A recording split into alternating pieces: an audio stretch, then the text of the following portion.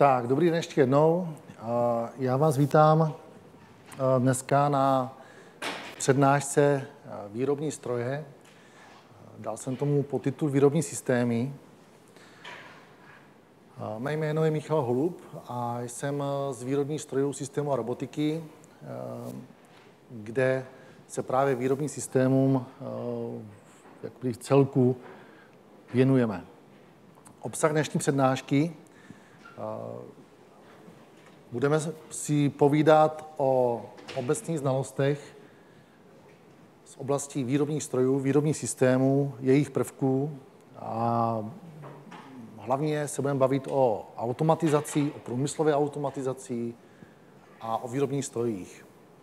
Tady máte ukázku například, co všechno se skládá z nějaké, řekněme, sestavy pro výrobu komponent, případně tady ukázka celého letadla, ať je to od přípravy materiálu přes zpracování, obrábění, kontrolu a samotnou montáž. Co se týká nějakých zdrojů, tak pokud by vás cokoliv zajímalo, tak jsou nějaké podklady v knihovně. V angličtině, v němčině, kdybyste chtěli, tak u mě se ozvěte a vám něco doporučím tady z té oblasti. Jinak máme tady 2 nové knihy, které jsou v onlineu, takže přes odkaz se můžete podívat na tyto 2 knihy, kde vlastně vše o výrobních strojích, zejména obráběcích strojích a přesnostech je jako blíže popsáno. Začnu nějakou definicí výrobní systém. Představte si, že máte nějaký produkt, třeba to naše letadlo, kde vám vstupuje nějaký materiál do toho procesu, pak je nějaký proces, nějaké technologie, které jsou uvnitř a ve výsledku vám z toho vypadne celý stroj, celé letadlo. Zjednodušeně. Samozřejmě může to platit i pro ten systém obyčejnou tužku, kterou taky jste schopni zautomatizovat a vlastně dáte tam materiál a vypadne vám ořezaná tužka. Takže i toto, to, co je uvnitř mezi tím, je ten výrobní systém. Je to teda nějaký fyzický proces přeměny toho původního materiálu na hotový obrobek. Ten obrobek máme potom specifikovaný nějakou dokumentací technickou, kterou tvoří konstruktéři, technologové a další osoby. Tady je ukázka zase nějakého laminování, úpravy laminátů, přípravy nějakých dalších komponent, samotné potom obrábění, kontrola, inspekce a montáž. Když se podíváte zrovna pro ten, řekněme, aircraft industry, space industry, kolejové vozidla i automotiv je obrovskou výzvou dodržovat kvalitu, to znamená způsobilost výroby, mít co nejmenší, samozřejmě, když to řeknu teďka, zmetkovitost, to znamená neshodnou výrobu, a samozřejmě co nejvyšší produktivitu. A dneska je i ten trend bezobslužnost, to znamená minimální zásah lidských zdrojů do toho procesu. Proč? To si budeme povídat potom dál. Kdybyste měli jakýkoliv dotaz během prezentace, tak se neváhejte zeptat. Nebojte se, když budu vědět, rád vám odpovím na vaše dotazy. Takže když si teďka půjdeme hlouběji do těch jednotlivých částí, tak já začnu tou částí těch výrobních strojů. Je to oblast, vlastně díky které vznikají veškeré komponenty, které dneska používáte. Vše, co používáme, vzniklo na nějakém stroji. A ten stroj je v podstatě, řekněme, nějaký mechatronický systém. Mechatroniku možná už jste slyšeli, mluvili o tom. Takže je to nějaké železo, řekněme, konstrukce, řízení, elektronika, senzorika. Toto všechno dohromady vám dává stroj, který potom přetváří ten materiál na výsledný produkt.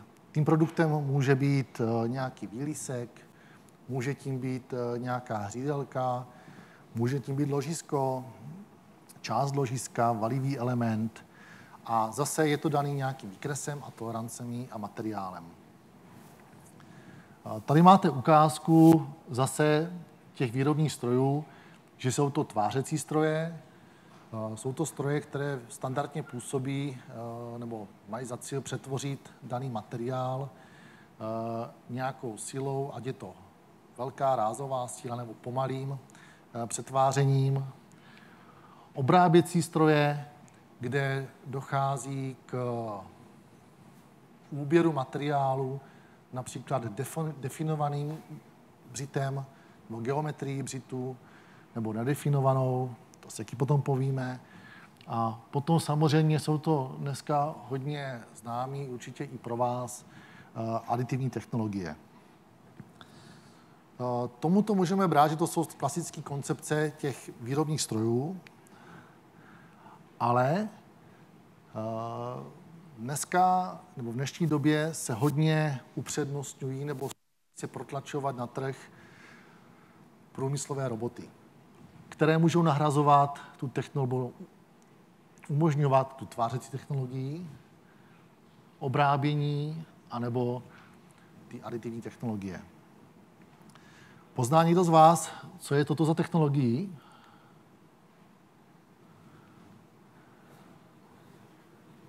Prosím? Ne. Je to tváření.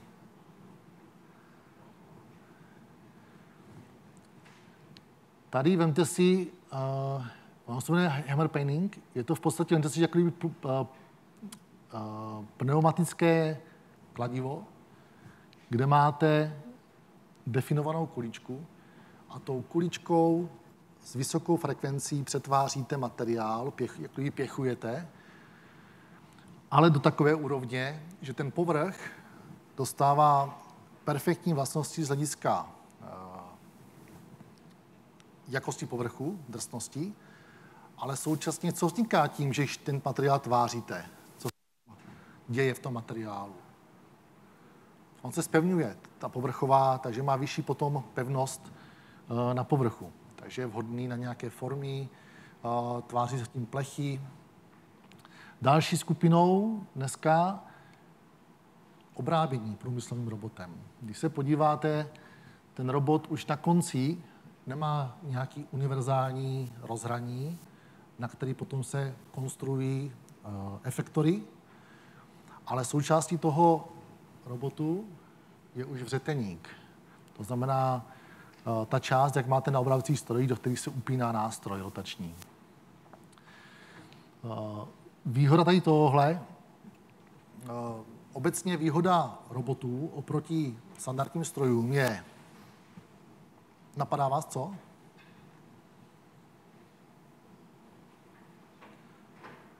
Cena. Jsou výrazně levnější než CNC obráběcí stroj. Zatím mluvím o výhodách. Další výhoda je mnohem menší zásobový prostor, byť k tomu musíte udělat nějaké opatření, co se týká bezpečnosti, nějakou klec a tak dále. A potom samozřejmě pracovní rozsah, ten je obrovský. Když se podíváte, ten robot vlastně může do kolečka kolem sebe pracovat, po případě se dá dát nějaký track a může se i posouvat. Tento robot byl speciálně vyvinutý pro obrábění a byl teďka prezentovaný letos na veletrhu v Hannoveru, což je jeden z největších evropských veletrhů. Ten robot je opravdu obrovský, on to se nezdá, ale víte, jaká je jeho cena? Kde začíná?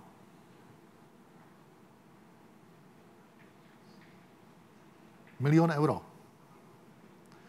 Což je poměrně dost na to, že za takovýto finance jste schopni koupit poměrně už středně velký stroj plně vybavený. Jo, takže zase diskutabilita o tom, jak se diskuze o tom vlastně, na co to je vhodný, proč to vlastně nebyli nám schopni říct jako přesně tu oblast, buď věděli a nechtěli, nebo sami hledají. Každopádně vysoká cena. No a třetí samozřejmě dneska hodně zase využívaná technologie 3D tisku, ať jsou to plasty, ať jsou to betony, tak vlastně na tyhle dvě oblasti se hodně používají, nebo laminát se používají průmyslové roboty, které jsou opatřeny samozřejmě tou technologií, kde jste schopni tisknout, tady ukázka z betonu. Kdybyste se chtěli podívat, tak kolegové tady mají spolupráci právě s firmou Voxel a v 11. patře je taková ukázková lavička vytištěná. Jsou tam vidět různý tvary a způsoby vlastně toho tisku. Takže dneska ty betony se hodně používají do designu. Jsou tím tisknuty celý, řekněme, části divadelních hal, hodně se s tím tiskne, řekněme, nějaký zahradní nábytky a tak dál. Co se týká domů, tak zase určitě v televizi slyšíte, že tisknou domy.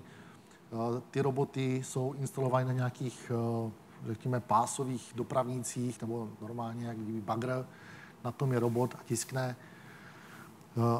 Je to hodně od technologií. Jak ten beton mícháte, jak vytvrzujete a k tomu musíte naprogramovat, nachystat tu technologii toho tisku, rychlost, množství, aby vám to všechno zatuhlo, nepraskalo, nedeformovalo se. Jak víte, tak všechny materiály, když nějak nanášíte nebo odléváte, to je jedno, tak tam vzniká nějaké pnutí. A to pnutí, pokud nejste schopni, to pnutí vzniká v čem? Například tím, že máte nějaký teplo vevnitřku, nějaký odlitek, to odlijete a vlastně vám to chladne z vrchu dovnitř. A tady vám vzniká nějaké pnutí, které pokud nedostanete ven nějakým způsobem, tak vám ta komponenta může popraskat.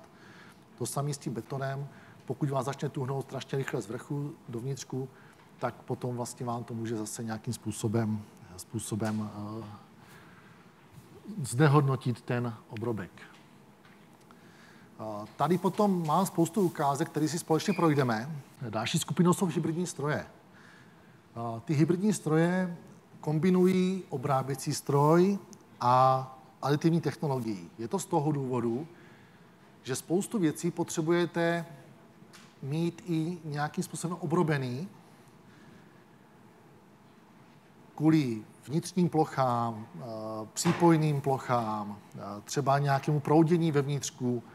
A vlastně jináčí technologií by to nebylo vyrobitelné, než tím, že zkombinujete aditivní technologii a technologii obrábění. Ať je to frézování, soustružení nebo broušení. Vždycky u těch videí máte nějaký link. Já vám pak nahraju tu prezentaci, bude to PDF-ko. A tady budete mít vždycky link na to, moc se podívat ještě na ten samotný stroj. A já doufám, že to pojede. Tady jsem to nezkoušel.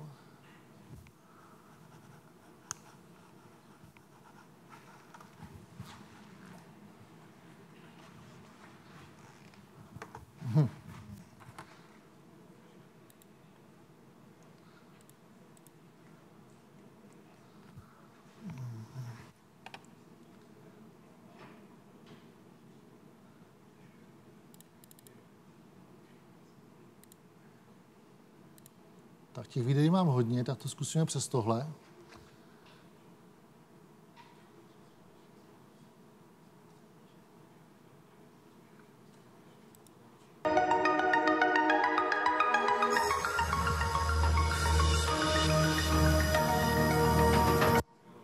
Tak, tady se podíváte, tak ta koncepce je jak klasický obráběcí stroj.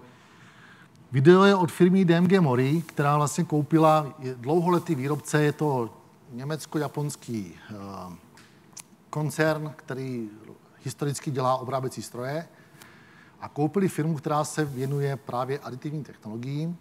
A když se podíváte, do té konstrukce zaimplementovali hlavu pro 3D tisk. Plus vlastně veškerý periferie tady k tomu, k té technologii nezbytný.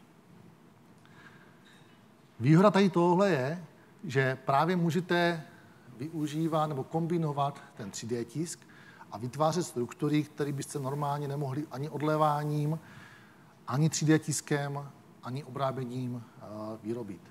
Znamená to, že vlastně i po konstruktérech se očekává nějaké nové myšlení, jak využít vlastnosti tady toho všeho, těch technologií, aby ty nové produkty, ať je to do spaceu, do letectví, do důlního průmyslu, tam to má velký, vysoký potenciál, aby se toho využívalo. Není to úplně jednoduchý, ale vzniká k tomu stále víc a víc nějakých podpůrných softwarových technologií. Takže se podíváte, je to prášek, který je, řekněme, nějakým způsobem spékaný. Může to být buď laserem, může to být v jiném případě, to může být nějakým UVčkem, to je zase jiná technologie. Ale principiálně máte možnost i několik materiálů nezávisle na sobě dávat dohromady. Když se podíváte, hlava odjede, jde zásobník a z toho stroje pro aditiva, aditivní technologie se stává klasický obráběcí stroj a zase můžete obrábět plochy, které potřebujete. Výhoda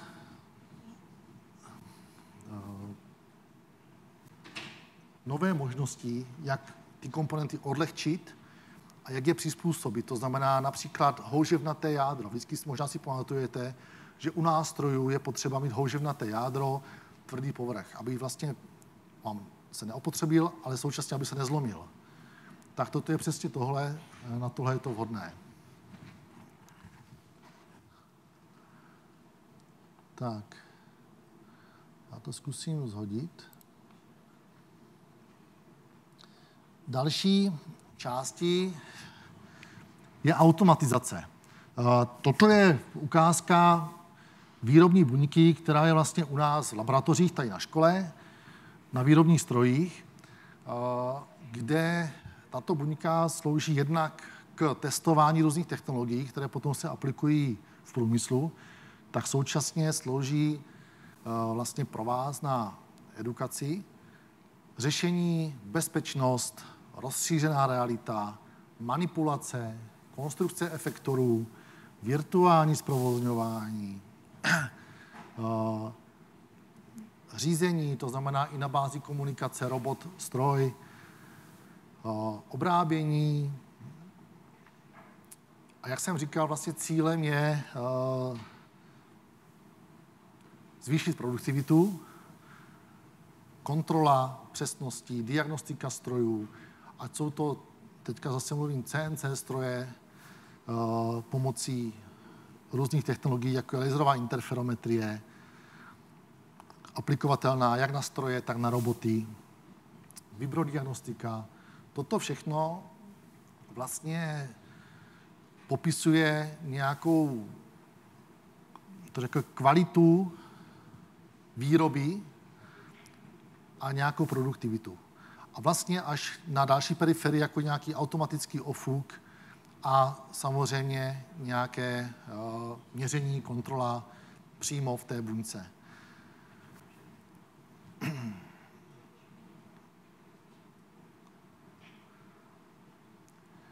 Tady ten kompletně proces výroby, kontroly se dá odsimulovat díky tzv. Virtuálnímu zprovoznění, kde pokud máte 3D modely, hnedka vám to ukážu. Tady je jedna ukázka. Zase tady máte nějaký prolink potom na podobné video. Bohužel toto video nemáme na YouTube, tak je tady teďka ukázka tady tohle, kde podle zadání máte vytvořit pracoviště. Tady je ukázka na lepení a montáž. Aby to šlo virtuálně zprovoznit, to znamená, než se samotný, řekněme, celek začne vyrábět, tak vy máte možnost si nakonstruovat to pracoviště, včetně bezpečnostních prvků, dopravníků, řekněme, volby průmyslových robotů, kompletně senzoriky, návrhu efektorů a pak vlastně máte možnost, řekněme, testovat cykly, bezpečnost, jestli je funkční, jestli vám vychází takt, dosahy a tak dále. To znamená, máte možnost třeba nějakého, ať je to nějaký náhřev, ať je to nějaká kontrola, řekněme, optická, kde si to zaměříte. Potom další máte nějaké nanášení toho lepidla. A samozřejmě ten takt mezi tím pracovišti potom už si ladíte podle potřeby. Můžete testovat, jestli vám stačí jeden robot, potřebujete 2, potřebujete 3, nebo proti sobě. Potom je to už na tom konstruktérovi, technologovi, jak vlastně dokáže optimalizovat celý ten proces.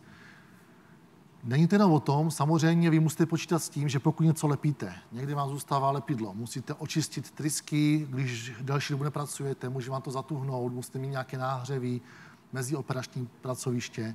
Takže toto všechno si můžete tímto způsobem nasimulovat. Máte to 1:1 a tím si vlastně ověříte nějaký takt. Když se podíváte, dneska hodně velkou roli hraje i bezpečnost. Pokud půjdete kamkoliv do firmy a budete řešit nějaký proces výrobní, tak všude je spousta bezpečnostních předpisů a právě zde, tady na těch příkladech, na těch virtuálních zprovozněních si můžete i otestovat ty bezpečnostní prvky. Není to pouze o té simulaci. Za tou celou simulací stojí, řekněme, nějaký program a to zase nejede.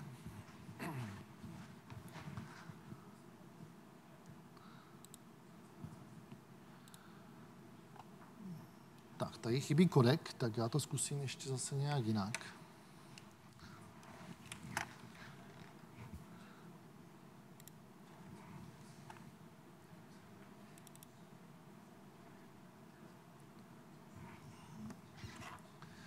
Za tím vším stojí program, že máte nějaké virtuální PLC, kde máte naprogramované všechny vstupy a výstupy, tak, jak je reálný PLCčko tady toho pracoviště. A vlastně vy pracujete s těmi signály, které vidíte potom, řekněme, tady dole, kde si můžete i definovat jednotlivé nastavení, ať je to frekvence, velikost posuvů, bezpečnostní prvky, když se přerušíte, v podstatě se nějakým způsobem zastaví výroba, ale zase, jak se zastaví? Není to ráz na ráz. Vy máte zase možnost nějakého doběhu, pokud tam máte nějaké lepení nebo svařování, tak podle toho, jestli máte nějaké vícezónové, tak to můžete nechat třeba doběhnout. Jde o to, jak vyhodnotíte riziko, jestli to je nebezpečný pro obsluhu a jak moc je to nebezpečný pro obsluhu. A toto vše zase můžete testovat tady. Pneumatika, senzorika, vše, co je k tomu potřeba. Tady jsou ukázky závor bezpečnostních někde, vlastně vstupy. Takže všechno potom vidíte v pozadí, jaký signál pracuje. Dneska už tady ty programy jsou poměrně hezky nachystané, že pracujete v blocích, blokově, tady to vidíte. A tu logiku za tím, zase, jak to má pracovat, aby to bylo bezpečný, spolehlivý a běželo to v taktu, který vy chcete, tak tu logiku si zase tvoříte vy. Jo? To znamená, někdo musí nadefinovat ten celý proces, nějaký technolog, pak někdo z konstrukce musí nadefinovat vlastně, jak to bude vypadat, včetně efektorů, jaký roboty navolit, taky si povíme, jaké mají omezení a ve výsledku k tomu vznikne nějaký PLC program a to virtuální zprovození má jednu výhodu toho, že vlastně vy už k tomu robotu, který si zvolíte, dostáváte i virtuální PLC. To, když si zpracujete, tak teoreticky, pokud máte všechno správně a všechno vám funguje a máte správné verze a tak dál, tohle vezmete a překopírujete toho reálu, tak by vám to mělo fungovat. Případně už ladíte nějaké drobnosti, jako jsou nějaké koncáky a nějaké periferie na komunikaci. To je vlastně jako myšlenka toho virtuálního zprovoznění. Připravit si to, než přijdete na to pracoviště, kde to máte oživit.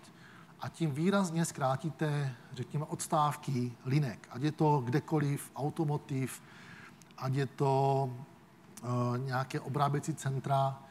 Takže vy jste schopni, který mají komunikovat s robotama, s nějakou jednotkou další kontrolní.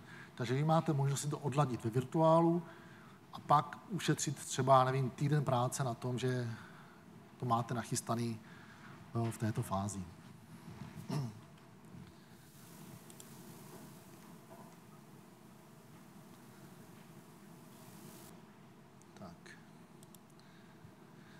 Já jsem říkal, že vlastně roboty se dneska už kupují jako celek. Tam aktuálně, co se týká nějakého vývoje dalšího, tak tady včera má akorát výzkum nebo vývojové centrum ABB u Ostravy. Jinak, co se týká právě té konstrukce a toho oživování, tak je tady po regionu počet strašně moc firem, které se tomu věnují. A jednou z těch částí, kde se nechává, nebo kde je ta přidaná hodnota, je konstrukce těch efektorů koncových. Vlastně zase máte ukázky nějakých chapadel, je to o citlivosti, rozsazích, tady máte nějaké bionické konstruování vytištěné.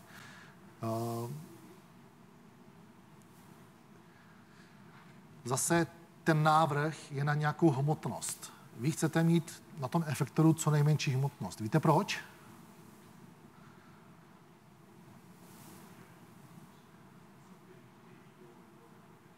Jedna věc je, že když máte menší hmoty a máte vyšší dynamiku, tak zatížení od té dynamiky je nižší. Ale současně každý robot má daný, že jakou má nosnost na té koncové přírubě. A čím těžší vy uděláte to chapadlo, nebo ten efektor, tak tím potom máte možnost manipulovat s obrobkem s nějakou vyšší hmotností. Tam máte nějaký limit. Další je, to vyložení toho robotu je daný zase hmotností. To znamená, vy, když máte už maximální nějaké vyložení, nemůžete používat maximální hmotnost. A čím máte lehčí ten efektor, tak tím potom můžete pracovat, řekněme, s větším množstvím různých obrobků. Jo? Takže ta úspora v té konstrukci je v tom, aby to bylo co nejlehčí a abyste mohli využít co největší potenciál vlastně toho robotu a ten robot měl co největší manipulovatelnost. Mluvil jsem o tom, že vlastně dalším takovým trendem je rozšířená realita. Virtuální realita, rozšířená realita. My tady máme u nás zase na výrobních systémech celou řadu tady, a co jsou HoloLensy, už víte, že jsou ty dvojky, že jsou sice už ve výběhu, ale pořád se používají, dají se použít. Meta, zase tady ty Questy Pro, taky už využívají rozšířenou realitu. A ty aplikace zase vznikají v oblasti, já teďka nevím, proč to zase nejde. Takhle. Vznikají v oblasti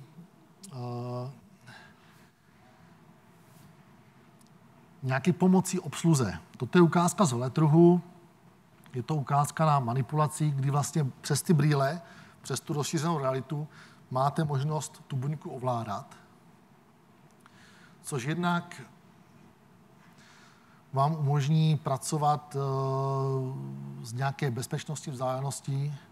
Máte možnost kontrolovat parametry, co je obrovská výhoda. Že na místě vidíte vlastně vše. Ta kontrola se vám namapuje už podle geometrie toho pracoviště, zjistit, co to je zač, můžete zrychlovat, zpomalovat.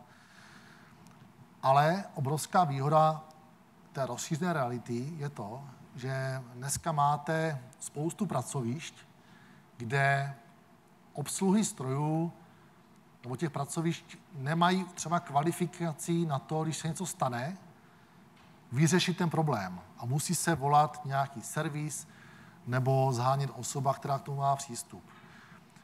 Příklad, třeba když člověk jde, a tomu se ještě vrátím, tady pokud se něco stane, tak vás vlastně ty brýle navedou do nějaké pozice a mají možnost vás navigovat, co máte udělat, abyste nějakou tu chybu, která tam je známá, abyste ji odstranili. Tím pádem potom jakákoliv obsluha u toho pracoviště, kdo tam je schopen být naváděný, aby znovu ten proces rozjel v nějakým bezpečnostním režimu, případně zkontroloval, co se stalo.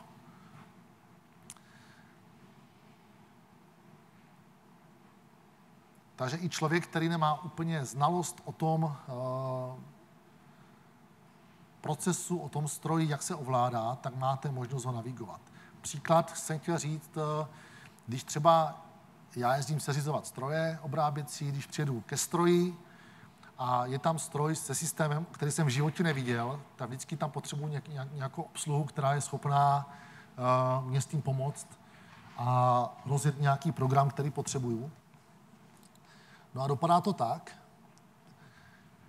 že v těch firmách nejsou lidi, kteří umí obsluhovat ty stroje.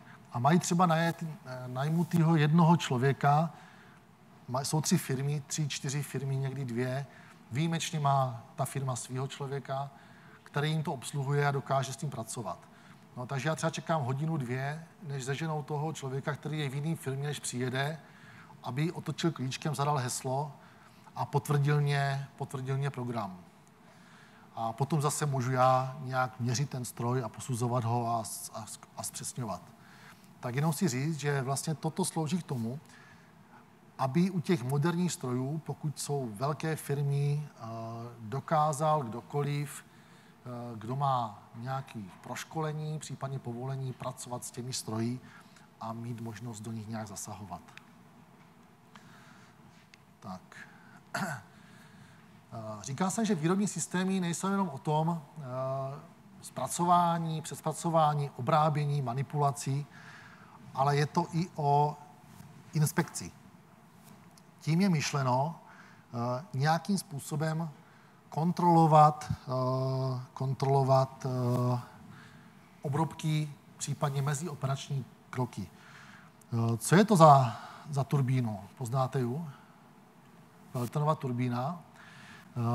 Zase, když se podíváte, hnedka na dalším slajdu budete vidět vlastně, jak se obrábí, co je s tím spojený, tak zase finální kontrola je možná několika způsoby, buď přímo na nějakým souřadnicovým stroji, anebo dneska se hodně používají takzvané mobilní souřadnicové stroje, což jsou příklad, tady jsou trackery, anebo tady ty měřící ramena.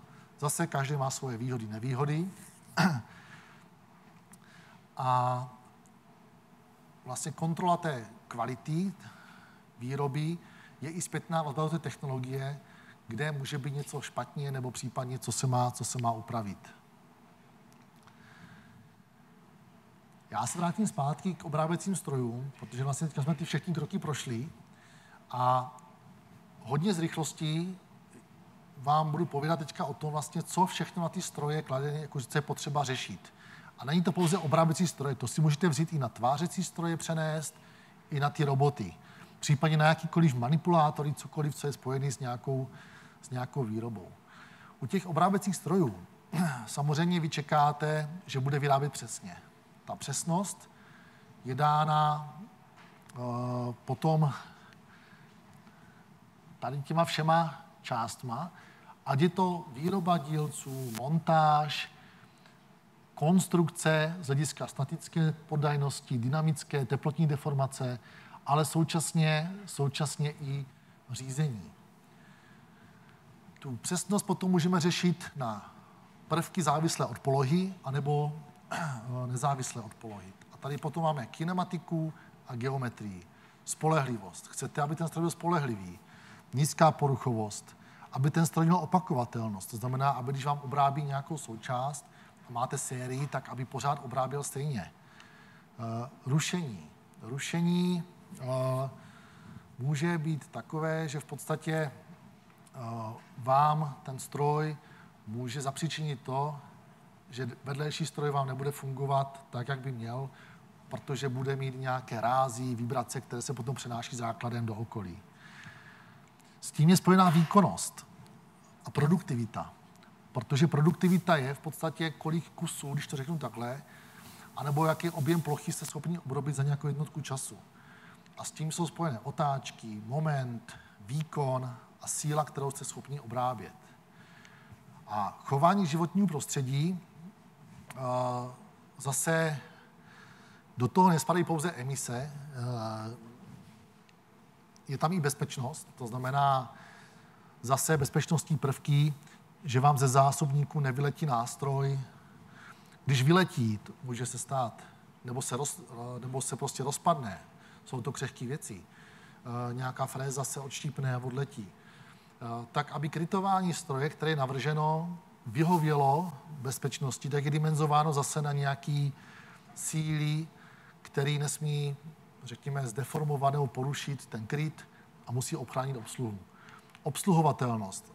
Hodně dneska se dbá na design, ale to už je historicky dlouhá, jako delší doba, kdy design strojů a čistota hrají hodně velkou roli pro to, aby tam vlastně lidi chodili pracovat, aby je udrželi v tom prostředí, aby ta práce nebyla úplně fyzicky namáhavá, protože ta ergonomie je i o tom, vlastně, když máte pracovní stůl, máte obráběcího stroje, tak v jaké poloze ten člověk je.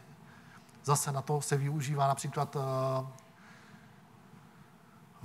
virtuální realita, rozšířená realita, kdy vlastně máte skelet člověka a vlastně testujete pohyby, v jakých a jak dlouho v jaké poloze je a tím i kontrolujete tu namáhavost a komfortnost té obsluhy toho stroje.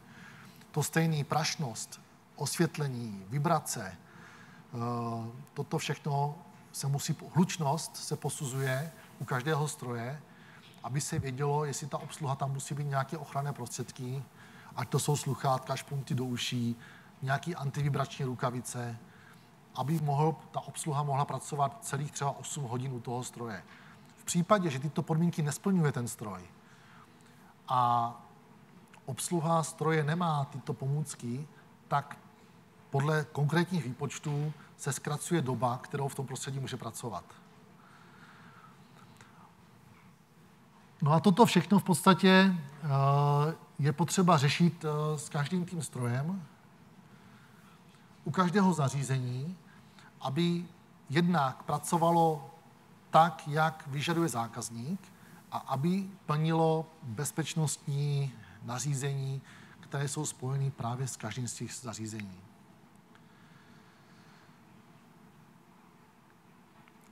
Konstrukce stroje samotná vychází z nějakých požadavků. Tady tu turbínu určitě poznáte taky. Jaká to je?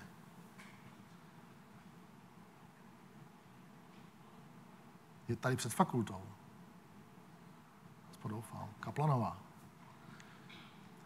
Každý ten stroj, dneska se staví spousta jednoúčelových strojů. Stroje se upravují dle požadavku zákazníka a ty požadavky vznikají z nějaké dokumentace výkresové. To, co má obrábět. Na to se i stroje předávají potom zákazníkovi.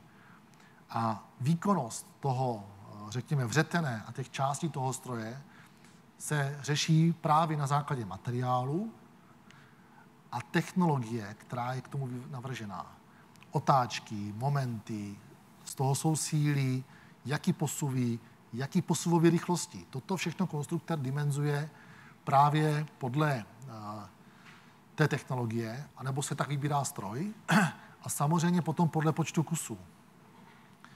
Vy na tom stroji můžete dělat spoustu operací a počet kusů hraje potom roli v tom, jaký velký ten stupeň automatizace se zvolí na tu výrobu. Ať je tam nějaká manipulace, paletizace, kontrola obrobků, přenastavení nástroje vůči nějakému kalibru a tak dále. Tak zpátky k té Peltonově turbíně. Ta se obrábí z jednoho kusu. Ta kostka má zhruba, ten průměr tady té Peltonovy turbíny je nějaký metr a šířka nebo hloubka nějakých 250 mm. Hmotnost toho polotovaru je cca tuna. Jak dlouho myslíte, že se to obrábí na jednom stroji? Zdůrazňuji, je to obráběno na jednom stroji. Kolik hodin?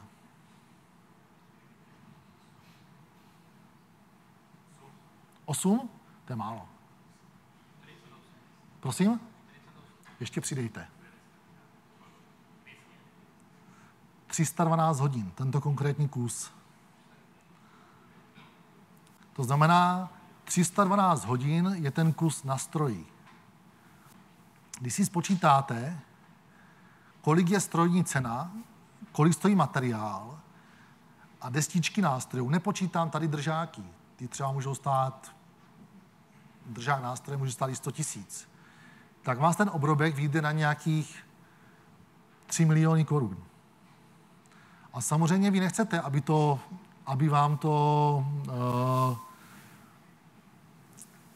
abyste vyrobili neshodný díl. Vy ještě máte možnost, pokud vyrobíte něco špatně, tak to opravit. To znamená, máte možnost, pokud vám to váš zákazník vám to schválí, tak máte možnost tu špatnou část například odfrézovat, navařit, k tomu samozřejmě musíte dělat nějakou nediskutovní defektoskopii, kontrolu, že je to správně navařené, obrobit, to znamená znovu to vzít, ustavit na stroj, znovu obrobit, znovu zkontrolovat a potom předáváte dál.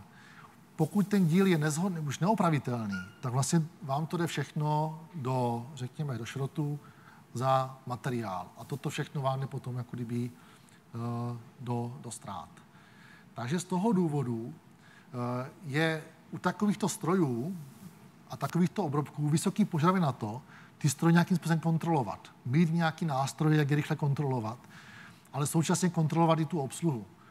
A je to nějaký pomocník, napovídač, dneska se vyvíjí spousta, když to řeknu, 7 let zpátky, 8 let zpátky se začala využívat bezpapírová dokumentace. To znamená, že ty stroje mývají třeba 2 monitory, na jednom vám běží technologie, na druhé máte kompletně PDF, jaký nástroje, výkresy, jaký postupy, jaký upínače, jak je upnout, kompletně návod k tomu, aby ta obsluha v podstatě šla krok po kroku. Tak jak to bylo dřív automotiv, tak už to je u těch strojů, když to nachystá někdo, ten technolog, tak krok po kroku, jak má pokračovat, aby ten obrobek vlastně vyšel správně. Dneska se používají už, nebo začínají používat, řekněme, nějací kopiloti, nějací rádci napovídači, kteří už vás i kontrolují přes kameru. Jsou schopni zkontrolovat, jestli ten obrobek je správně orientovaný, jestli je správně upnutý, jestli tam není něco navíc. A toto vlastně všechno už vyhodnocuje, jestli je to v pořádku nebo ne, právě za tu obsluhu. Jo, protože kvalifikované obsluhy tento stroj je strašně málo a je obrovský nedostatek. Mluvíme o přesnosti. Poznáte, co to je za zvíře? Prosím? Roztoč. Jak myslíte, že je velký roztoč? -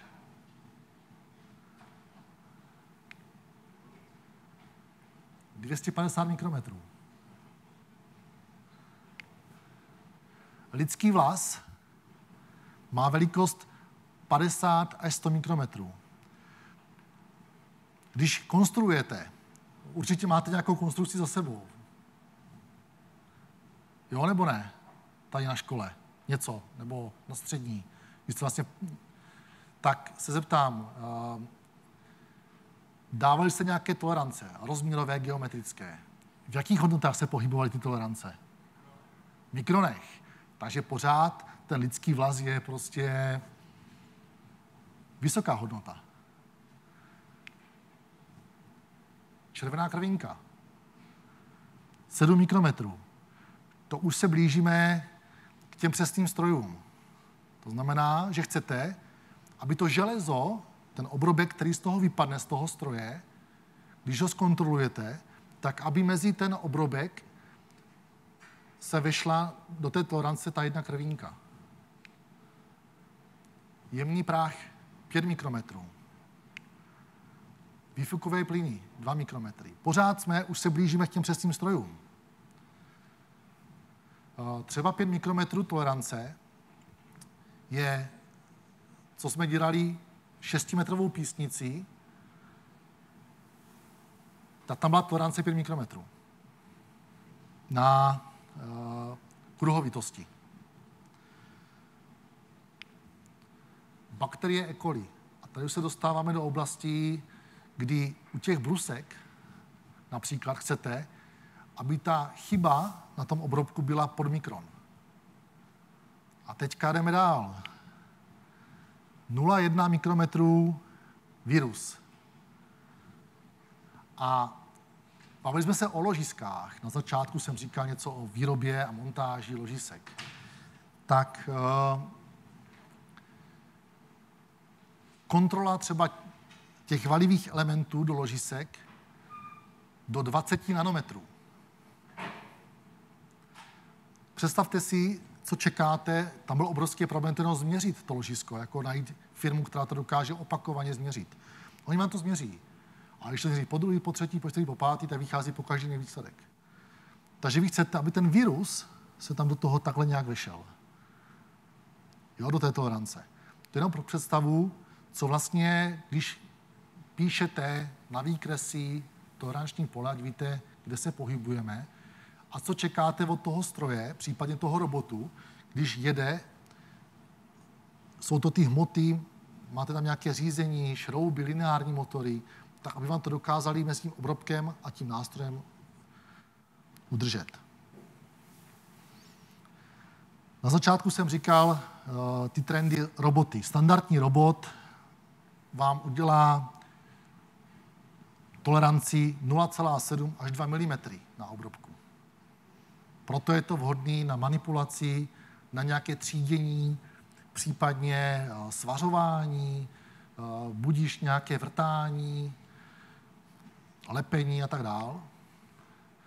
Dneska, jak jsem říkal, ukazoval jsem ten robot to obrábění, vznikají roboty, které mají už přímo na osách rotačních, mají enkodéry, dostáváme se u těch nejpřesnějších do té 10 mm.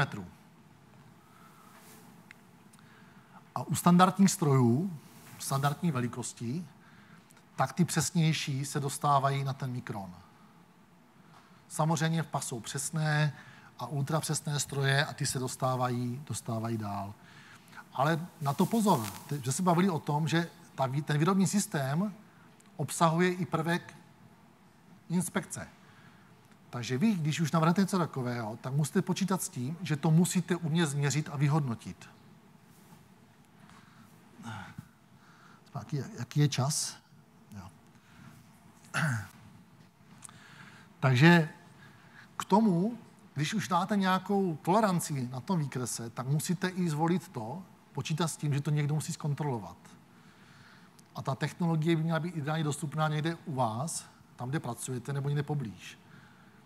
Protože je spousta firem, který, řekněme, něco udělají ve Francii, smontují to, zkontrolují to tady včera, pak to vezou do Německa, tam to smontují, pak to převezou do Španělska, tam to oživí a někam se to posouvá, řekněme, třeba do Chile jako nějaký satelit velký. A jenom si říct, že pokud to máte takhle rozhozený, tak se vám to strašně prodražuje všechno, ale strašně enormně podražuje. Takže pokud dokážete mít ty technologie pohromadě nebo někde poblíž, tak máte obrovský finanční úspory v manipulaci a v čase. Dneska hraje velkou roli při dodávkách dodací termín. Sami víte, když něco objednáváte, že to chcete na čas. A teď si vemte, jaký jsou zpoždění, řekněme, v logistice, jaký jsou zpoždění na strojích, v dodávkách materiálu a nástrojů. A toto všechno s tím je spojené a tím se vlastně protahuje čas. Jdeme zase o kousek dál. Vy, pokud jako konstruktéři chcete pracovat ze strojí, aby měli nějakou dostatečnou přesnost, tak ji musíte tak navrhnout a nakonstruovat. V těch požadavcích na stroje byly statická poddajnost, dynamická poddajnost, teplo a řízení. A zase mám tady jeden příklad, pouze tu statickou poddajnost, neboli tuhost. Co je to tuhost? Tady máte definici. Je to v podstatě, popisuje nám to vliv, zatížení a deformace. To znamená, jakou silou, když zatížím nějaký obrobek nebo cokoliv, nástroj, nějakou silou v nějakém směru, tak jak se nám zdeformuje. To nám říká ta tuhost. To znamená, pokud mám tuhost, jak je tady 1 Newton na mikrometr, tak pokud zatížím tu část 1 Newtonem, tak se mě zdeformuje o kolik? O 1 mikrometr. Mám tady jednotky standardní, pak mám tady jednotky, které se používají pro obráběcí stroje a pak jednotky, které se používají na tvářecí stroje. Tady potom vidíte, v jakých vlastně dimenzích se ty strojní zařízení pohybují. Tady máte ten popis, ta tuhost je vlastně ta pružina, jak se nám zdeformuje pod nějakým zatížením. Tady máme nějakou ukázku zatížení 400 Newtonů, přibližně, a rozdíl zase mezi strojem a robotem. Já jsem na začátku v tom úvodu mluvil o výhodách těch robotů průmyslových. Tady je ta nevýhoda. Když se podíváte, tak tuhost toho stroje obráběcího je větší jak 10 Newtonů na mikrometr. To znamená, pokud já ji zatížím 40 km, teda 400 Newtonama, tak dostávám podle toho vzorečku to prodloužení 40 mikrometrů. Pokud ten robot má tuhost něco mezi 0,4 až 1,5 Newtonu na mikrometry a zatížím to pro tu nejnižší hodnotu, tak dostávám prodloužení milimetr. 10 Newton na mikrometr pro stroje je opravdu jako nízká hodnota. U 5osých strojů, kde máte třeba ještě nějakou kolíbku, tam se můžete pohybovat kolem 45 Newton na mikrometr.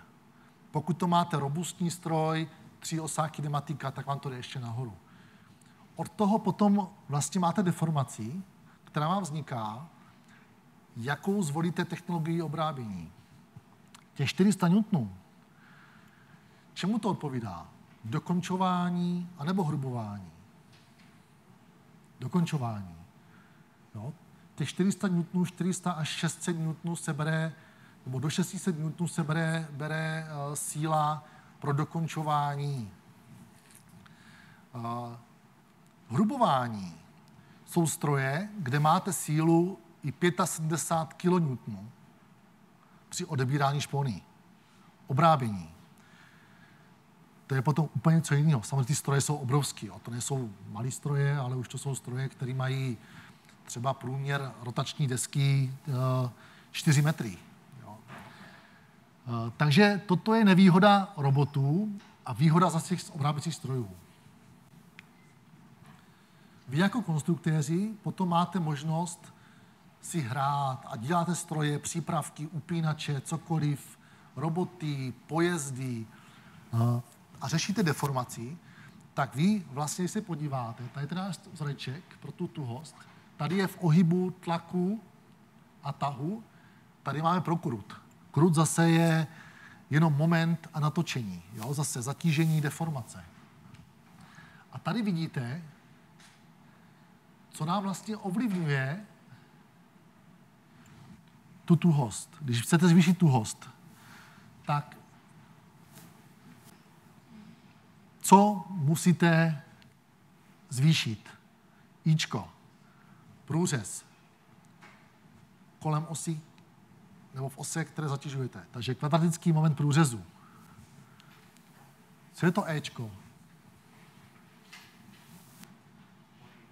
Modul pružnosti. Takže čím vlastně vy můžete zvýšit tu tuhost? Materiálem. Jo? Takže zase máte volbu materiálu. A zase každý materiál má své výhody a nevýhody. Dneska se používají samozřejmě svařence a odlitky nejčastěji. Nově i betony. Zase je to jakýsi, to je další kapitola, jsou to betony, a to jsou hydrobetony, polymerbetony a tak dále. A nebo kompozity. Bývají to svařenec vyplněný hliníkovou pěnou. Bývají to kompozity na bázi uhlíkových vláken. Ale může to být i granit. Se používá ve stavbě strojů. A další a další. Takže vy máte možnost vlastně potom podle průřezu daného, nebo hrát si s průřezem, ale zase musíte na tu technologii a jak ten stroj bude zatěžovaný.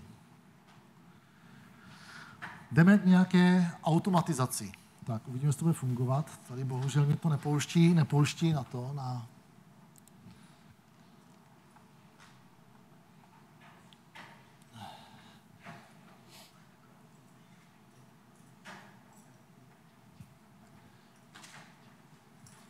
Takže chviličku a hnedka se do toho pustíme. Ta automatizace a systémy a senzorika dneska hrají významnou roli právě v tom, jak máte možnost omezit nebo minimalizovat ten lidský faktor, snížit tu závislost na lidech, zvýšit produktivitu skrz třeba jenom víkend nebo noční směny. Tady jsou ukázky dvě zrovna velikostí horizontálních strojů. Horizontální, protože se vždycky používá, hodno posuzuje podle osí vřetené. Tady máte více osí stroj, manipulace, paletizace. Je to určitý stupeň zase automatizace, kdy jedna strana obrábí, na druhé straně máte možnost chystat obrobek, kontrolovat obrobek. Základem, tady máte ukázku, je nějaká litina, tady máte ukázku uchycení box-in-box, to znamená, že vám ten vřeteník celý jezdí ve středu.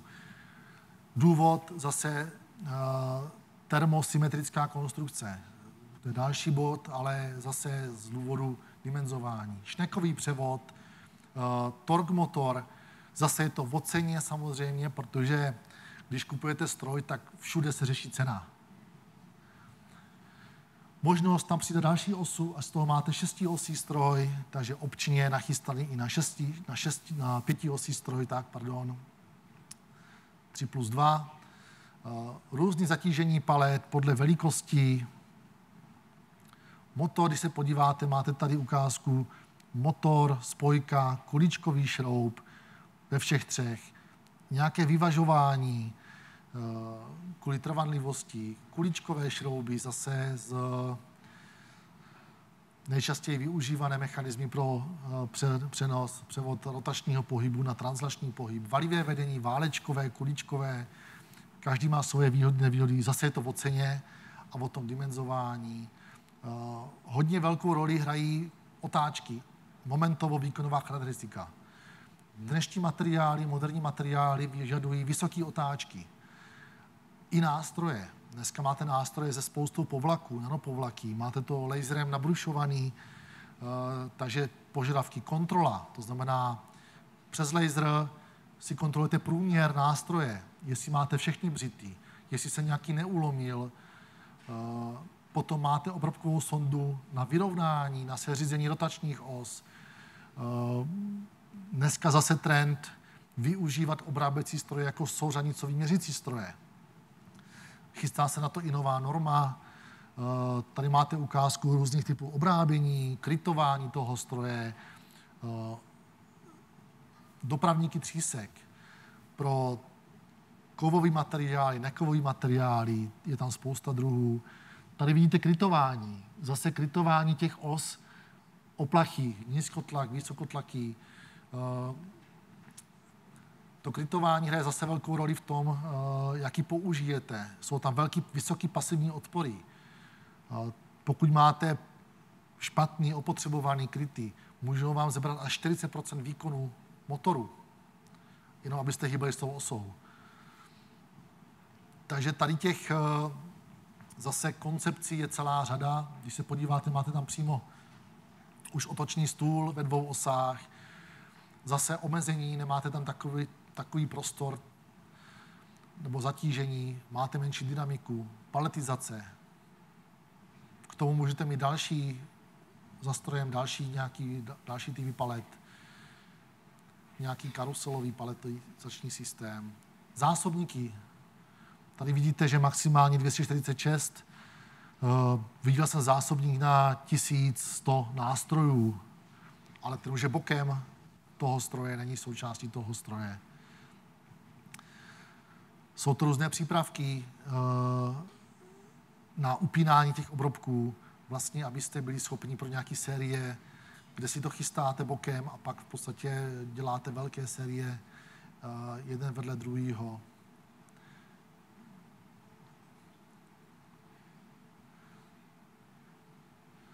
Automatická výměna nástroje jsou technologie, kde se počítají desetiny vteřiny na tu výměnu. Jo? Takže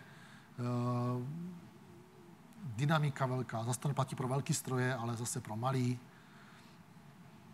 A krytování a nějaká automatizace, to znamená, jak se říká, bezobslužný provoz. Jeden robot mezi 3 a vlastně nachystaná kompletně technologie pro tady tohle. Případně se dělají paletizační systémy přímo součástí stroje. Výměna obrobků v těch hnízdech upínacích zase pomocí robotů průmyslových. K tomu je potřeba nachystané PLC, efektory, řízení. Takže toto je zase takový výrobní systém, případně nějaká i kontrola procesní. Zase tam máte prolink na tady tohle. Brusky. Tady zase teda musím, asi to nebude fungovat ani jedno video, takže já to zase musím pustit tady. Brusky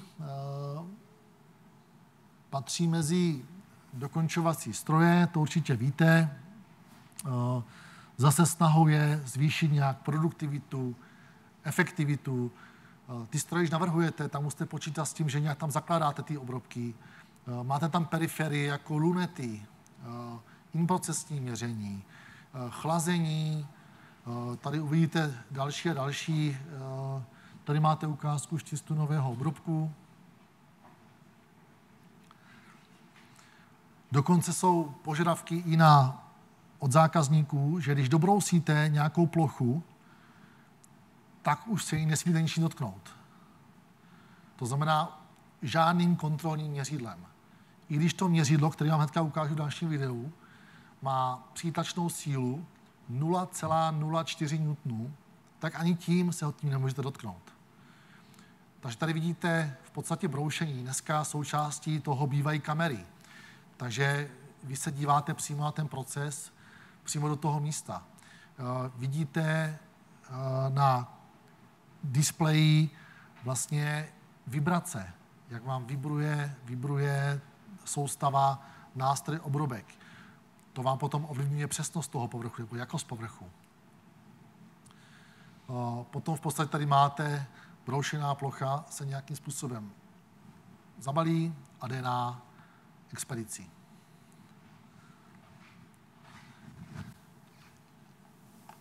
Další taková ukázka k tomu stejnému je, já se říká nějaké procesní měření. Tady naštěstí je možnost měřit, takže součástí těch brusek bývají zařízení, které si vlastně buď dodávají nějaké firmy, nebo si spoustu věcí v nějaké spolupráci těch výrobci strojů s výrobci měřidel vymýšlí sami podle zákazníka. Opravdu je to různorodý a velice kreativní. A tady vidíte ukázku právě měřidla, které je součástí toho stroje. Zase musí být odolný vůči tomu prachu, té kapalině, která obsahuje spoustu částiček z toho brusiva. Tady potom vidíte kontaktní plochy, které jsou pod pružínkou a vlastně toto vám vyhodnocuje tu chybu. A zase vy tam měříte rozměry do 0,5 mikrometru. Princip je takový, že vy třeba ten obrobek změříte, udáte si rastr, ten rastr si proložíte nějakou křivkou, zapíšete korekce do systému řídícího, kotouč se znovu rozjede a vlastně podle toho rastru vám jede v mikronu, kopíruje ten povrch. Zase, abyste ještě snížili tu toleranci až na nějakou, kterou potřebujete. Jo, tady potom vidíte vlastně naměřené výsledky, rovnou i nějaký graf. A program, který vám řídí to samotné měřidlo. Takže zase nějaká inprocesní kontrola, případně postprocesní kontrola součástí těch výrobních systémů.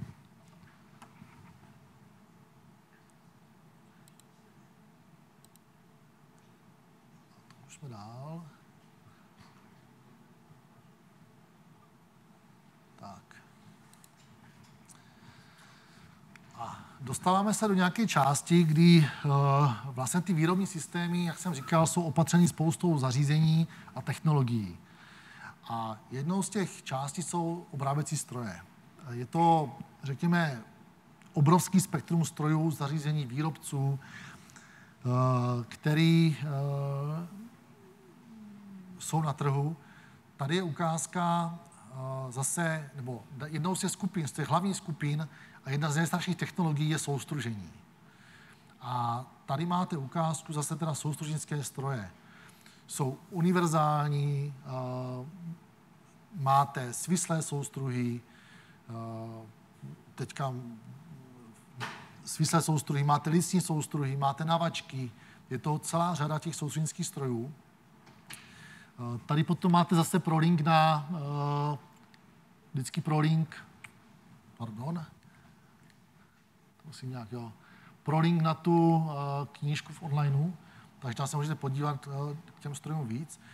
Soustruhy jsou stroje, vlastně, kde hlavní řezný pohyb vykonává co? Nástroj nebo obrobek?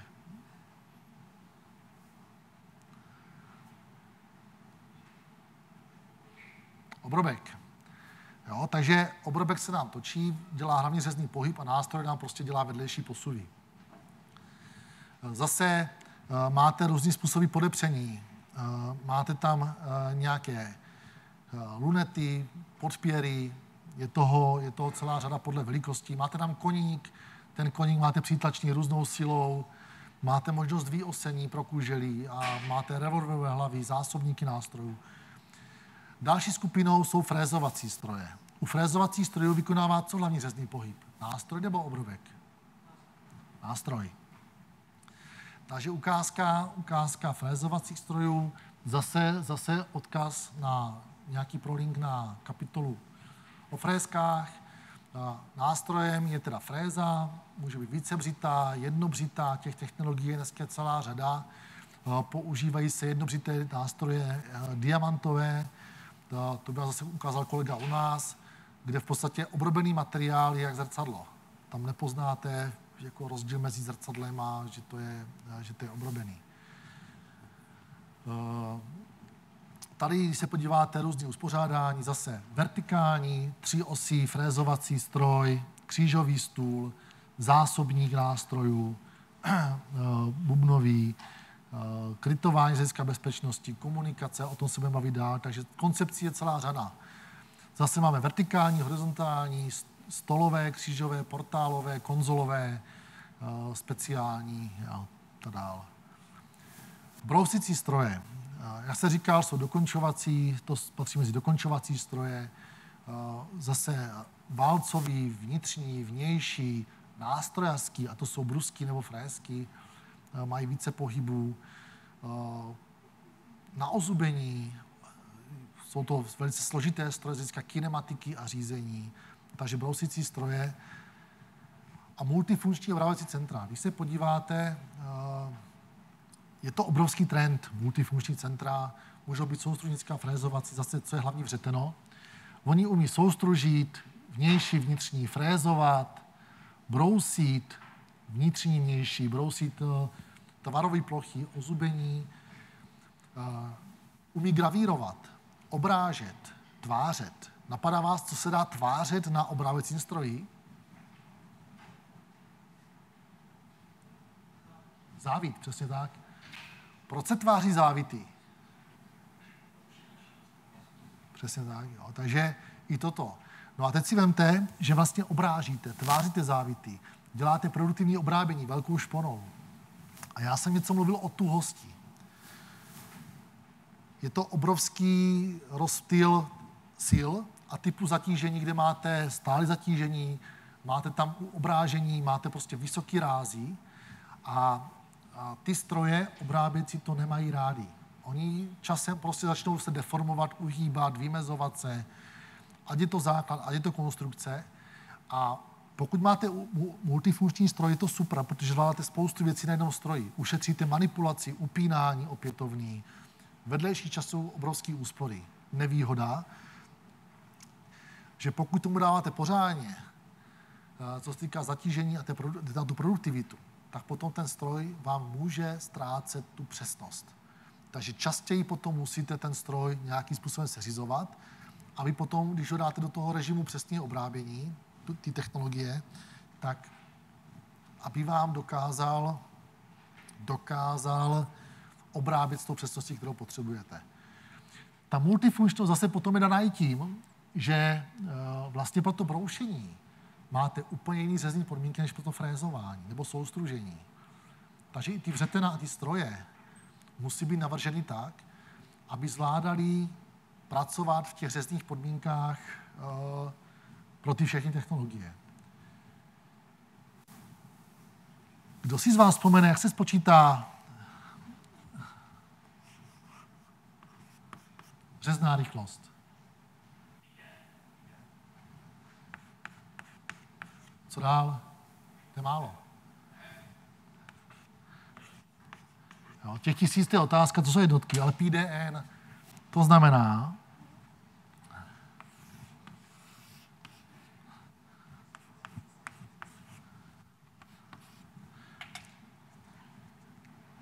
když mám řeznou rychlost doporučenou na základě obráběného materiálu a zvoleného nástroje a drsnosti, jakou třeba chci dosáhnout na tom obrobku, tak co mi říká ta řezná rychlost?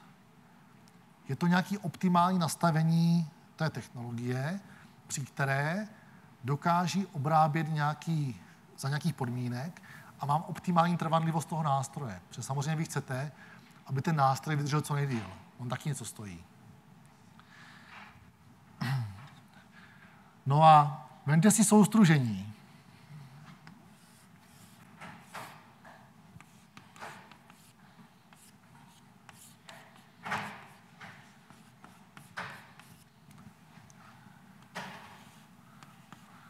Jdu od průměru D, obrábím čelo, až po osu. Jaký budu potřebovat otáčky na ose obrobku? Při zachování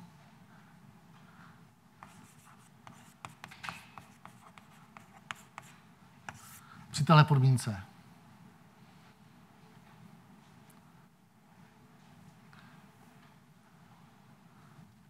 Když si spočítáte N, jaký bude ten vztah?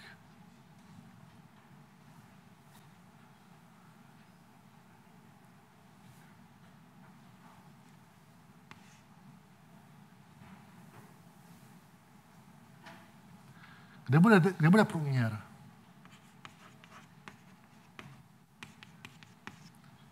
Když budu mít D 0, jaký budou otáčky?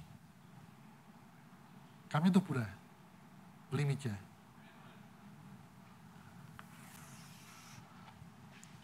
Tak, a tady vidíte problém.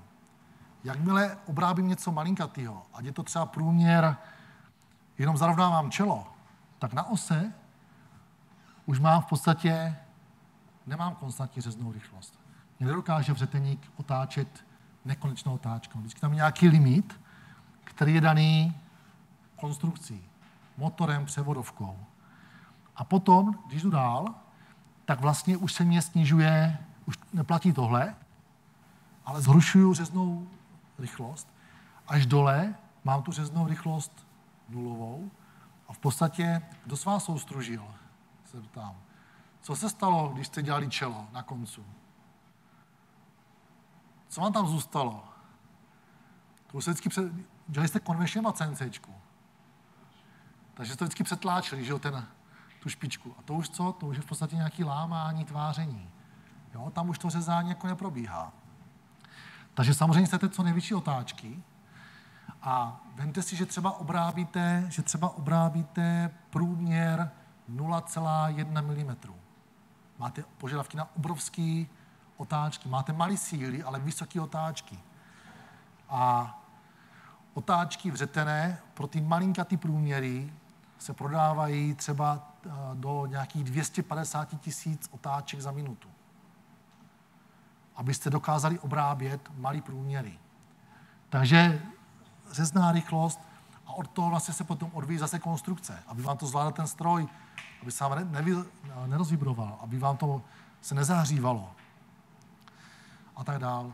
Další části jsou tvářecí stroje. To je skupina úplně jiná, kde vlastně dochází k nějakému přetváření materiálu, ať je to nějakým plynulým zatížením, nebo nějakým pádem, nějakou kinetickou energií, přes válcovačky, tak jak se tvářily závity, tak vlastně i válcujete, upravujete tu povrchový napětí, zpevňujete ten povrch, alebo ohýbačky, kde vlastně ohýbáte profily, tady například trubky, je toho celá řada.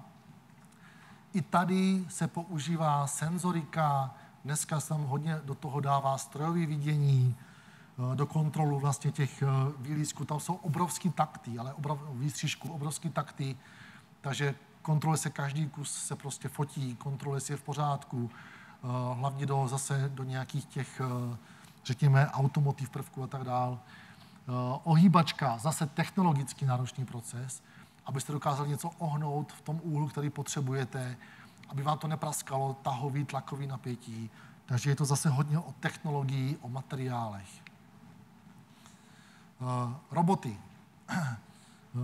Mluvil jsem o robotech, zase v krátkosti, tomu by se dala věnovat obrovská část, zase přednášky. U nás tam toho je na roboty kvantum od programování, konstrukce efektorů, virtuální zprovoznění. Tady je ukázka sériové kinematiky. Když máme sériovou kinematiku, jaká je ta druhá strana?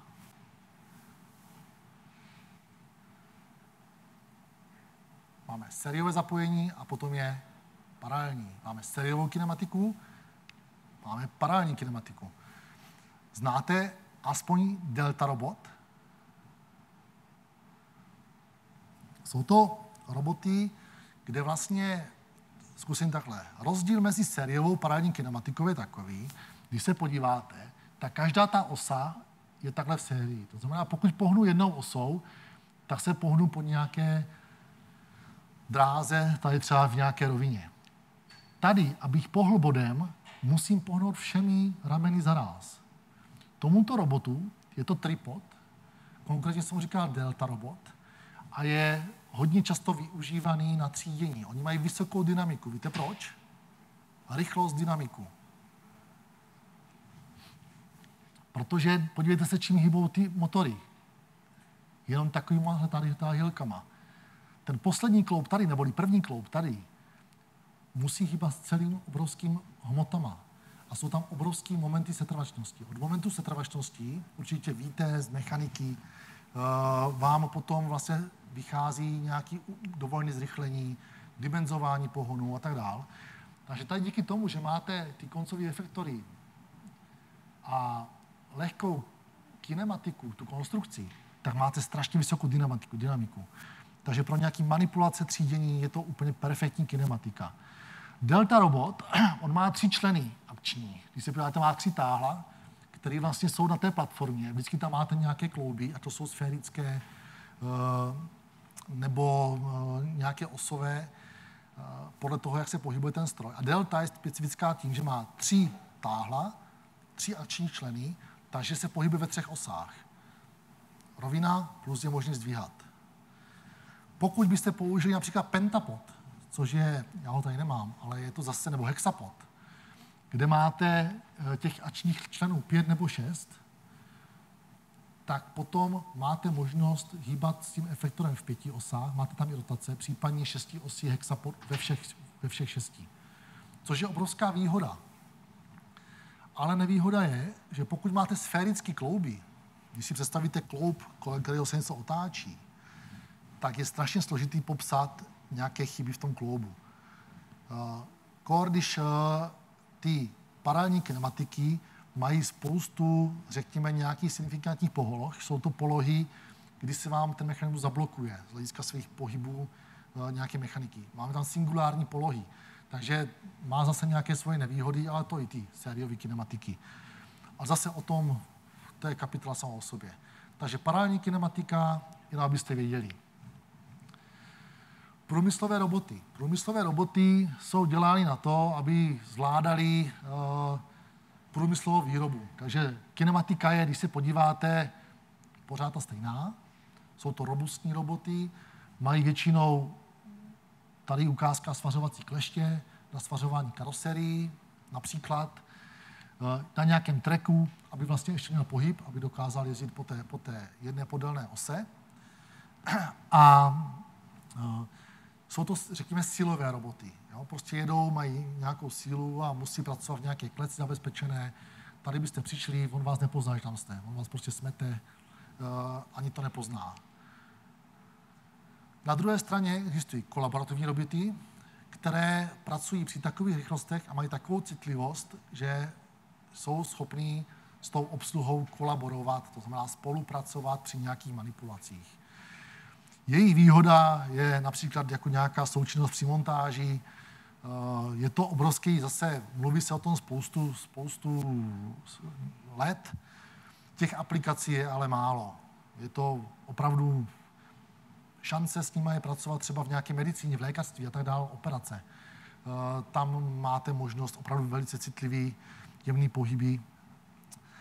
Ale co se týká toho strojírenství, tam těch krom montáže toho moc není. Právě je brzdí ta kolaborace, že reagují na strašně malý, když tam budete stát a on do vás narazí, tak ten robot vám nesmí nic udělat. Jo? Takže on je citlivý na to, že jakmile má překážku nebo nějakou sílu, tak zastaví. To znamená, pokud by to něco dynamický, tak by ten kloub měl vyhodnotit zase, že je tam nějaká překážka. Takže kolaborace. Aditivní technologie. K tomu vám asi toho moc říkat nemusím. K tomu možná budete vědět víc jak já. Každopádně, když se podíváte na ty technologie, zase jsou to stroje, jsou to strojní zařízení. A dneska se hodně řeší, zase budu mluvit o nějaký future, že se má kolonizovat Měsíc, má se kolonizovat Mars. Mluví se o tom, že tam prostě se má tisknout z těch materiálů, které jsou. Opravdu tady se řeší, používá se materiály, které jsou adekvátní na Měsíci a zkouší s tím pracovat tady. Nějakým způsobem řezat vodním paprskem. Přemýšlí se o tom, jestli to půjde z toho něco tisknout. Z těch materiálů, co jsou prostě na těch planetách. A na tom Marsu. A to znamená, jsou to stroje, které i tak musí splňovat nějaké podmínky, co se týká posuvu, řízení. Všude máte nějaké motory. Musíte to dimenzovat, programovat, vyvíjet tu technologii a pokud ta technologie není hotová, nebo je hotová, tak se teprve potom vyvíjí ten stroj, aby dokázal splnit ty požadavky na tu technologii. Takže tady těch metod, tady máte třeba plasty, je to stejný, jak tady máte kovový materiály, tady máte plasty, tady máte místo laseru infrazářič. Řeší se přesnost. Dneska se řeší hodně věcí pro letectví pomocí tisku. Vyvíjí se materiály, certifikace, aby vlastně byly použitelné. Takže opravdu kvantum aplikací a požadavků na tu konstrukci a na kontrolu těch vytištěných částí. Další části jsou řídící systémy. Každý stroj je nějak řízen. Mluvím o obráběcích strojích. Když se podíváte, nevím, jestli na to něco bude říkat, Siemens, Heidenhain, Fanuc, Fagor, Berghoff, Mitsubishi, a potom tady ukázka Mazatrol od Mazaku a OSP od Okumi. Jsou zase postaveny systémy, na kterých běží třeba na Mitsubishi nebo na Fanucu, že využívají ten hardware těch strojů. A ty řízení těch strojů mají spoustu funkcí, funkcionalit opcí, toho zase je minimálně jedna přednáška o tom základu. Třeba jenom manuál k Siemens řízení je 8000 stran. A to je jeden Siemens, jenom Siemens. A ty systémy se potom volí například, ne všechny systémy umí pracovat na všech typech strojích, nebo na to nejsou uspůsobeny. Takže typy strojů. Někde se preferuje technologie frézování, někde soustružení, lokalita. V Asii standardně základně Fanuc, jo, když to řeknu takhle. Tady u nás včera běží hodně Heidenhain.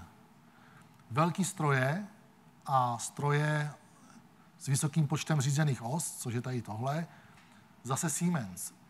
To neumí uřídit zase jiný systém, jo, řídící. Takže velké stroje standardně se Siemensem. Malé stroje podle lokality, včera říkám hlavně Heidenhain. Soustružnické stroje hodně běží s Fanukem. 5osé frezovací, teda ten Heidenhain, pak Asie, Fanuc, Evropa, Siemens, Heidenhain, Španělsko, tam má hodně Fagoru, Beckhoff, tak jsem neřekl, taky německý, ten se používá hodně na automatizaci, že je zase otevřený systém. Potom Mazatrol, Mazák, Okuma, jsou to japonské stroje, ale ti běží zase na to Mitsubishi. Takže je tam hodně velká variabilita v tom, kde a na co se používá. Každý má svoje výhody, nevýhody, ale je to základ CNC obráběcího stroje, v případě i tvářecích strojů, i výrobních systémů, který vlastně běží jako nadřazení dalším a dalším, ať je to od ABB řízení, KUKA řízení, robotů a tak dále. Tady poslední taková ukázka, to asi musím pustit takhle, nebo jedna z posledních, a už budeme končit, je ukázka právě nějaké té automatizace, tak až po čokoládě, kde opravdu je kvantum a kvantum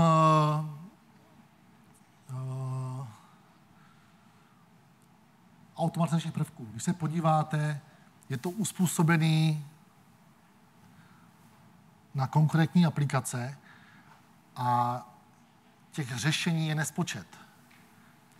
Na každé zadání existuje několik variant a vždycky je potřeba si potom vybrat, udělat si výhody, nevýhody každé z těch variant, aby jste dosílili ziskovosti. Vždycky jde o zisk. Tam nejde o nic jiného, jde o ten zisk. A těch technologií je celá řada. A dneska máte možnost od automatického zavádění obrobků, centralizované zavádění nástrojů, využívat roboty pro manipulaci, ukládání obrobků, ale současně i pro kontrolu.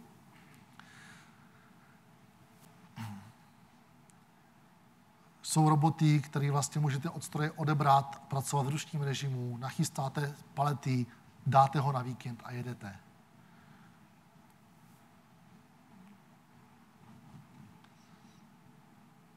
Systémy zero pointy, to znamená upínání palet, aby opakovaně ta paleta nejela do polohy. Systémy, a to jsou roboty jednoúčelový, ať jsou součástí stroje nebo bokem.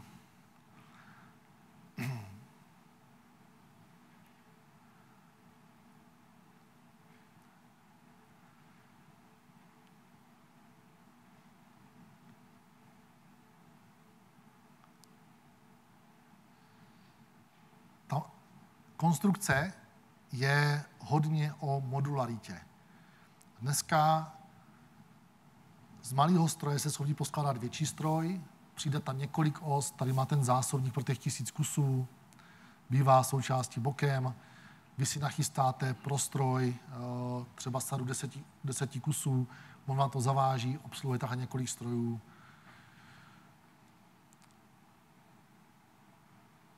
AGVčka,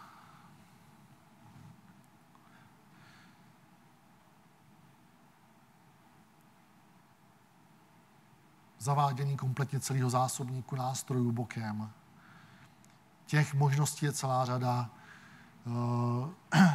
Dneska opravdu ty technologie jsou strašně daleko. Je tam jedno ale vždycky, nebo dvě ale. Jedna je cena a druhá je ty technologie nový dostat do toho stávajícího řešení a nějak to propojit, aby dokázali mezi sebou komunikovat, aby tam dokázali lidi mezi tím normálně fungovat, tak je to velice náročné na programování a na zabezpečení. A to si souvisí s tím programováním. Zase byla strašně hezká ukázka v Hannoveru, kdy vlastně spoustu těch věcí, co tady teďka vidíte, tak bylo na showroomu v jedné hale ukázaný. Mluvil jsem o konektivitě a toto jsou jedni z posledních 2 slajdů, kdy vlastně snahou je mít informace o procesu, o tom stroji, jak vyrábí, jak přesně posílat data na takzvaný edge computing z edge do nějakého factory level, což jsou nějaké pracoviště v podniku, a pak do nějakého cloudu. Zeptám se, kolik myslíte, že dat vám zabere jeden stroj za měsíc, který bude pracovat 8 hodin denně, to znamená 1 směna a 20 dní v týdnu.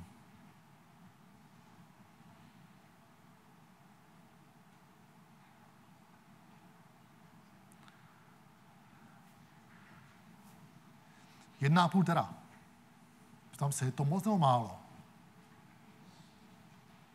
Teď si vemte, že prostě tohle vám chrlí každý stroj, každý zařízení. To nemusí být stroj, to může být měrový středisko, může to být tvářecí stroj. A toto nepošlete na cloud. Takže zase obrovský téma je, když už umíme ty data z toho stroje sbírat konečně a řekněme, že už ty edgeovské hardwary nějak fungují. Ten edge má za úkol umět komunikovat se strojem a z něho sbírat data, třeba s frekvencí 1 kHz. Takhle vám to co 2 milisekundy si posíláte datový balík o proudech, o poloze, o teplotě, což je blbost, ale prostě cokoliv. A teďka co s tím? Jak analyzovat ty data a využívat jenom to, co opravdu potřebujeme? Zase technologové, programátoři, konstruktéři, protože vy to můžete používat do zpětné vazby do konstrukce, zlepšení technologie, ale současně zlepšení automatizace a tak dále, a tak dále. Tak ještě 2 slajdy. Tady je ukázka brusky, témata zase digitální dvojče. Zase toto je dělané na našem pracovišti, kdy v podstatě jsme si vytvořili ten virtuální model, běží standardně aktuálně na Questech. Přes IPCčko, Backhof už víte, sbíráme právě data o polohách a stavech stroje, teploty, polohy, korekce, jaký tam jsou zavedený, a posíláme si je zpátky do brýlí.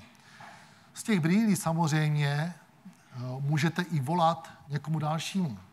Takže vy si k tomu stroji můžete zavolat zákazníka, nebo jde vám obchodák, třeba příklad byl obchodní zástupce v Jižní Koreji, tam to ukazoval, připojí se člověk tady z Čelákovic, když potřebují nějakou věc prodiskutovat, třeba co se týká konstrukce, automatizace, tak si může zavolat a můžou se tam potkat a přímo se v tom VR-ku potkat, bavit a řešit ten stroj, který se pohybuje 1:1 v tom prostředí. Jo, takže zavoláte, potkáte se tam a normálně se bavíte, vidíte se takhle jako avataři a na dotyk můžete ovládat stroj, zjišťovat varianty, zjišťovat stav toho stroje, případně to může hlásit i nastavení, korekce, jestli ten stroj je správně nastavený, v jakém prostředí, můžete být ve stroji a tak, jak ten model máte propracovaný a nebo ho chcete ukazovat, tak ho můžete ukazovat. Tady například je ukázka prostoru, jestli je v prostředku v pořádku vzhledem ke korekcím, jaký prostor v jakém prostoru vám to bude jak pracovat. Takže digitální dvojčata v tomto směru. No a poslední, to mi tady bohužel, to vím, že nejelo, tak to musím otevřít tady. A poslední taková nějaká výzva. A to berte hodně s nadsázkou, jsou nanoroboti. Zase komunikace, řízení. Tady se pohybujeme úplně v jiném světě, nějakých nanorozměrů. A i tady budete potřebovat umět řídit, umět specifikovat požadavky, inspirovat se nějakou bionikou, umět to vyrobit, naprogramovat, rozpohybovat a hlavně, co je důležité, aby ty systémy, nebo ty chytré zařízení, jak se to dneska říká, aby v sobě dokázali spolu dohromady komunikovat, spolupracovat. A to jsou ty výrobní systémy. Machine-to-machine communication. Umět se řídit nějakým zadáním. Samo se rozhodovat o tom, co má ten stroj, nebo to zařízení, nebo ten nanobot udělat.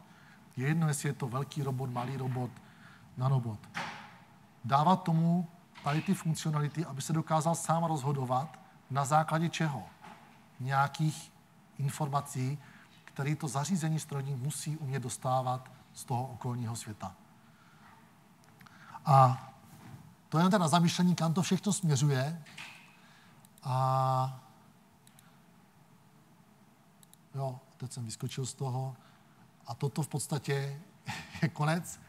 A tímto vám děkuji za pozornost. Zeptám se, nějaké dotazy? Kdyby cokoliv, tak kontakt tady na mě máte, prezentaci vám na dispozici a přeji pěkný zbytek dne.